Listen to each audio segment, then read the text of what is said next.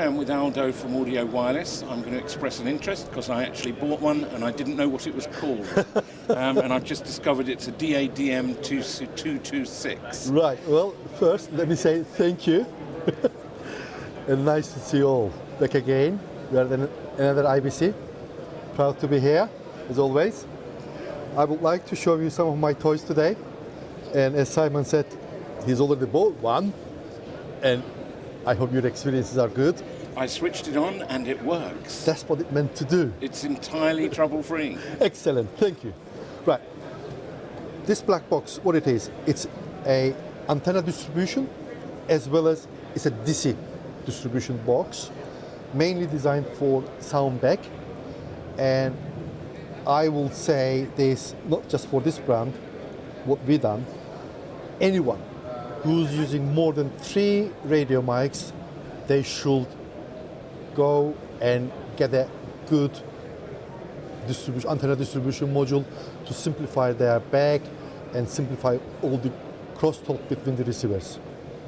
So what this box does, you have 2 antenna inputs for diversity and then 2 times 6 antenna output. The box is designed purely to eliminate your antennas of your receivers, and if you need external powering, then you have external powering facility too. What we have done, we went one step further. We introduced a OLED display, very clearly showing. And let's start again. What you have at the start, it tells you the bandwidth of the unit, and for our market we are looking at between 470 to 750 megahertz. Then the facilities, because it's also a DC power distribution, you have a DC power meter which tells you the incoming volts, and on this one it's 15.7 volts. Then for audio wireless customers who's using audio wireless receivers, you can actually power the receivers through the antenna sockets by switching individual SMA pairs on and off. That's very cool. If you don't have, and you don't have to have audio wireless receivers, all you do is just turn them all off. And they're just there, but they're not doing anything for you. The main idea of introducing this facility was to simplify the cabling. Powering is a big issue in every sound bag, and we managed to solve that problem by enabling powering through antenna sockets on our receivers. Amazing. Then, for example, you are doing filming, drama, or you are running long antenna extension cables. What you need active antennas to compensate the antenna extension losses. That active antenna needs power. How are you going to get that? Through your antenna socket. That's called must-set powering. You go to your menu and you select, I want it on, you save, and as you can see, individually you can select on and off. You have that control. You may need to run just one length of active antenna, not 2. So that's there. Then we come to our DC distribution section.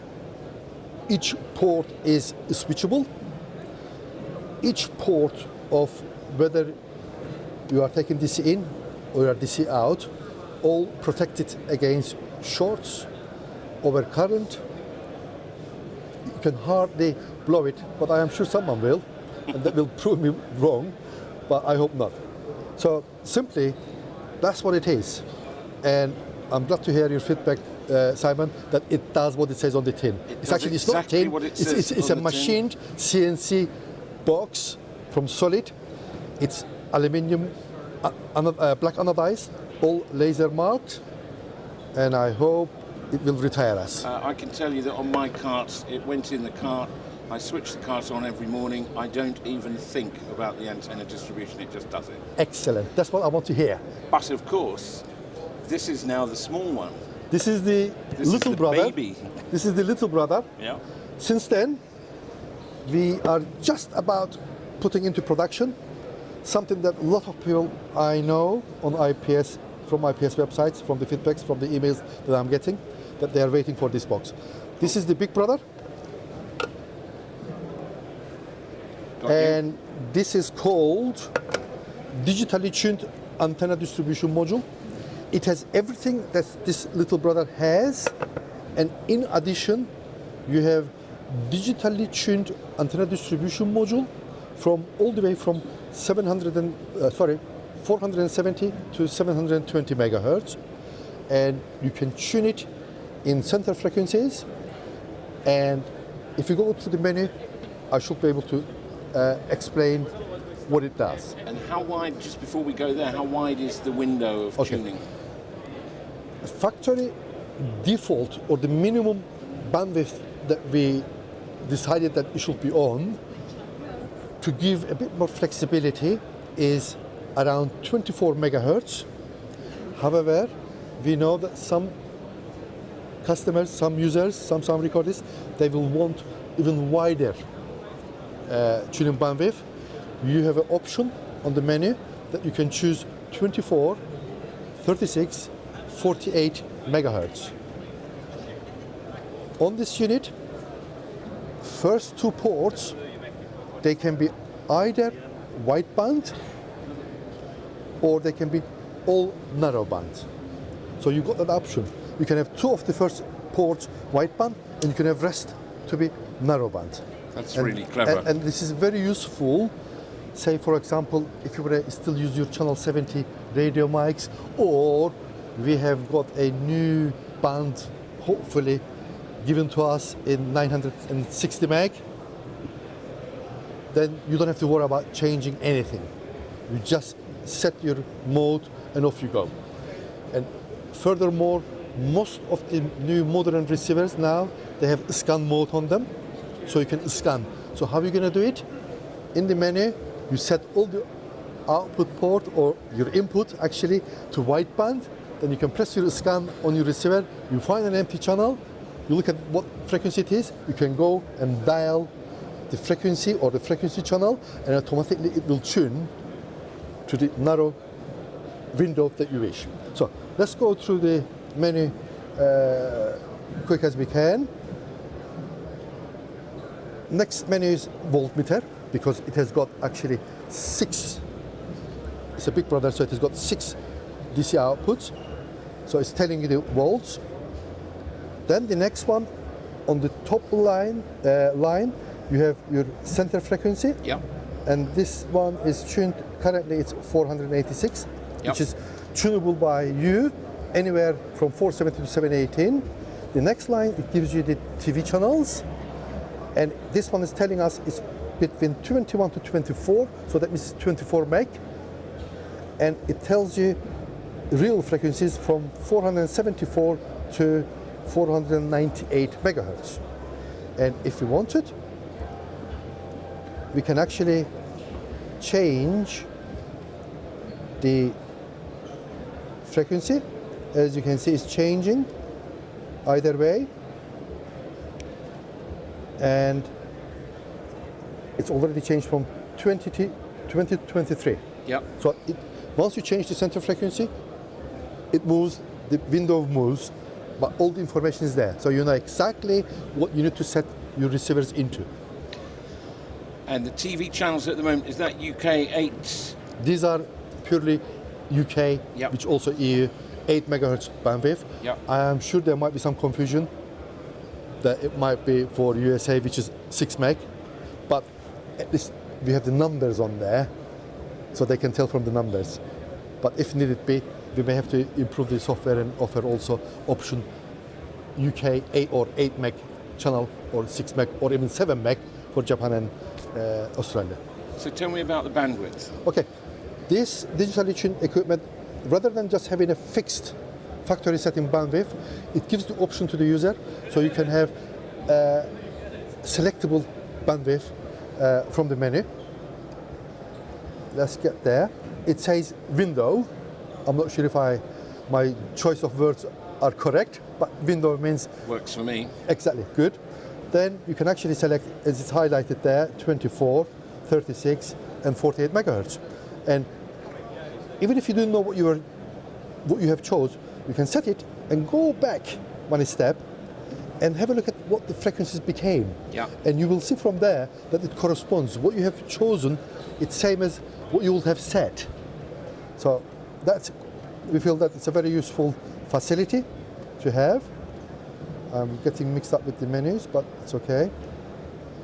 And then, if you remember at the beginning, I said you can have this 2 pair of ports, wideband or narrowband, or you can have all 6 narrowband or all 6 wideband, which is quite important for a scan facility, or you can just have them all narrowband. And it's on there, it says port 1 and port 2. Currently this one is Narrow. narrow, I can't see. Yep. And the other 4 from 3 to 6 is also narrowband. And you can actually change it, and 1 and 2 became wide, 1 and 2, and the rest is narrow. Or you change and they're all wideband, which will do the scan facility. Or if you got receivers that they're all scattered all over the spectrum from 470 to 865, then you have to be in wideband, which then becomes in DADM Yep, I've got you. mode. There's a USB power output. Yep, there is a USB output to charge your mobile phones or any device that requires 5 volts.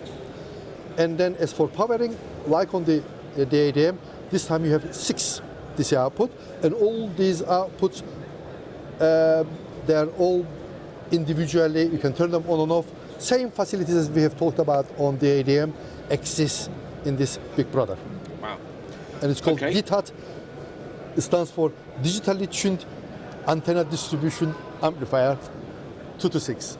Cool. 2 in, 2 times 6 out. Nice one. Okay, so what do we plug into them? Lots of receivers. I think you've got a new receiver. Yep. Now, what we have, a small 6-pack in a small pellet case that we put together.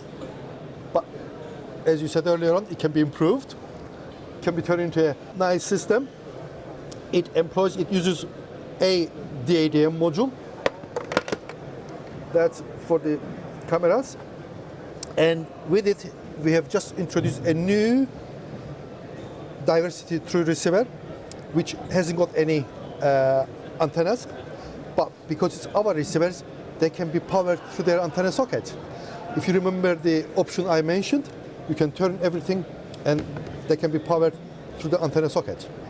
So it's a very simple box, and as you said, yep, have a slot to put the MP1 in, and have a couple of BNCs on the side to put your antennas up, and if necessary, have about 6 XLRs for the audio output. And that's a very, very unique, very small diversity unit, which is called AWDR-EXO. Cool. It stands for external powering only. I'm going to put my pedant's hat on and say it's a 5-pack at the moment, but I realised you could plug a 6th one in. Yeah, it can be 6. The 6th one's missing. It's because you've sold the 6th receiver, isn't it? Yes. Absolutely. And so we've gone smaller receivers. There's a smaller transmitter as well. There is a small transmitter. Let's wake him up. Okay, this is a small transmitter which runs from 2 AAAs, quite small, and we called it Audio Wireless Mini TX. That's what it says. That's what it is. It uses a small 6-pin limo, navigation switch, and SMA output. Same as our previous Series 1. They're available in 2 frequency bands, 510, 622, or 600 to 715 meg. And you have your frequency selection in 25 kHz steps. You have your UHF channels in 8 meg steps. You've got naming facility. You have mic input, which has got 51 dB gain, so that means you can put anything from dynamic mic to line level, as well as your popular lavaliers. And you have your low cut, which has got 3 modes: flat, cut 1, cut 2, which is same figures as it is on your mixer. Cut 1 is 88 Hz, minus 6 dB, 120 Hz, minus 6 dB for cut 2. And then you have RF level, selectable RF output, low for 25 milli, high for 50 milli.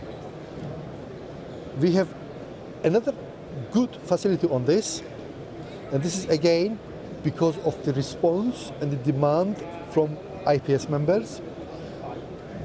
I am sure we all remember sunken Cap 01 boundary mics. These mics actually, they require 15 volts to work. Never mind, we've been hearing over the years, oh, it works down to 4 volts, this and the other. Well, my friend, I'll tell you, yes, it does, but you will lose about 60 dB gain. And if you lose gain, that means you have to crank your transmitter up, then that means your signal to noise will be 4 dB worse. So what we have done, we have put in a new additional power supply which provides 15 volts. Having we done that, then we had other inquiries saying, can we power our CMR shops, CMR capsules, which they actually require 10 volts. So what we have done, when you plug your sunken in, it gives you 15 volts. And when you plug your shops in, it gives you 10 volts. Everyone happy. And does it auto-detect what it's... It auto-detects. Okay. And my transmitter just gone off. Ah, it's live again. And here at P15, you can actually turn it on and off. Oh, wow. So you don't blow up anything. That's very cool. So basically, you've put more into everything Into a smaller box. and made a load of it smaller. Yeah, A good year's work. exactly. Thank you very much indeed. Thank you, sir. Thank you for coming us and visiting us.